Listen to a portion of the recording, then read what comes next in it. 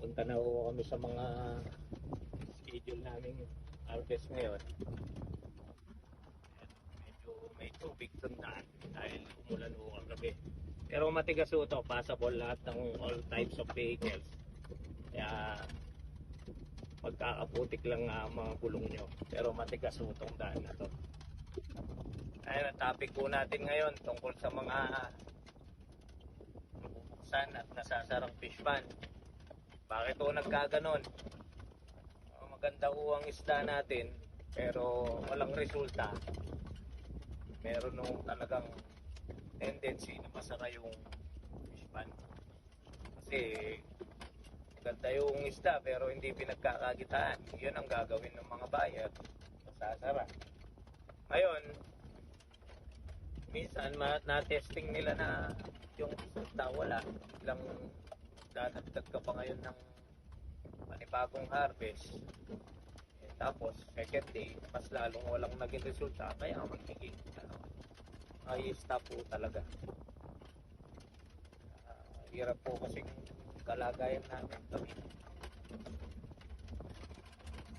Gaano lang. Paryo-karya lang nakakita. Ano nga. Hoy!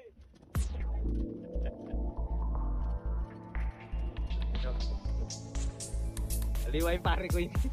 Shock na yan. Shout out tayo pre. Palangyan mo na yan.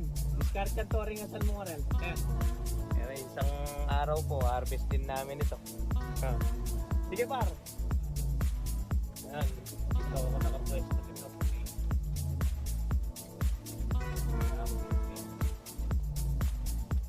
Mangulog kung nasara yung fish pan na hinaharvest namin. Kaganda pa naman sana.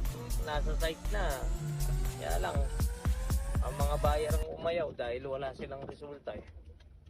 Ngayon, hindi ko na mapilit. Kaya naubliga akong nagsara at nagbukas ng ibang fish pan. Pero mapapag-usapan mo yan.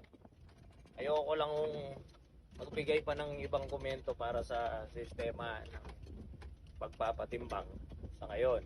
Pero pag nag-usap po kami ng may-ari ng fish pan, may mababalita po kayo ako sa inyo na magiging magandang flow ang harvest namin. Kaya ganun lang po talaga. Kailangan kong ipagpatuloy na tapusin ang kanilang mga nabuksan na fish pan. Kailangan di ako aayaw sa ganyang usapan. Ayun na isda natin, no? Naka-fish cakes na. Dami.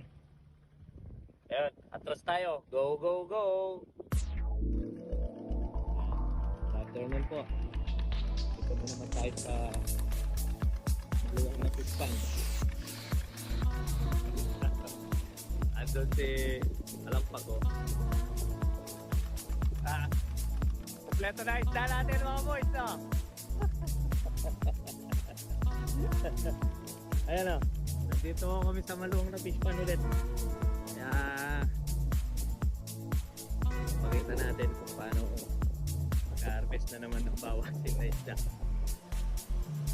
Oras, time check 12:25. Kakapiw tayo nito.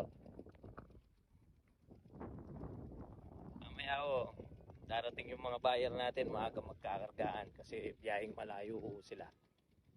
Papakita natin kung ano yung pagkarga nila ng pinagsalandrahan tsaka good.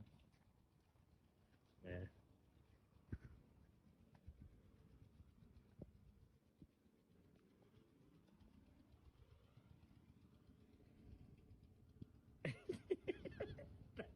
Dad, nandito si Bossing. Nakaduyan, no? Masarap daw ang kape dyan natin, Connie. Sabi nila, yung asukal daw pula. Hindi pa po pero magigsabay na ako. Balik ko kami dito sa maluwang na fish pan, no? Ang linis, kaya gandang tignan, no? Talagang schedule po namin to para makabawas po ni kahit na 32 nilada daw. Isipin nyo, bawas 32 nilada. Ano ka? Tao yun. Sobrang kapal po kasi nito. Obligado ang bawasan para makahinga yung buong fish pan. Ay, di pa. Kape lang muna po. Dala po tayong kape. At tigyan tayo ng kapeng mainit.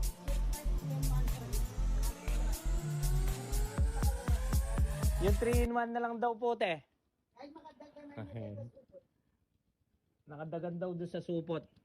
Ayan, nandito kami. Kaya buti na lang makulimlim. Hindi yung ganong mainit sa panahon ngayon. Kaya yung buyer, kahit nasa digi lang, hindi sila maalinsangan. Okay. Kape tayo, Kuya Ten. Go, go, go.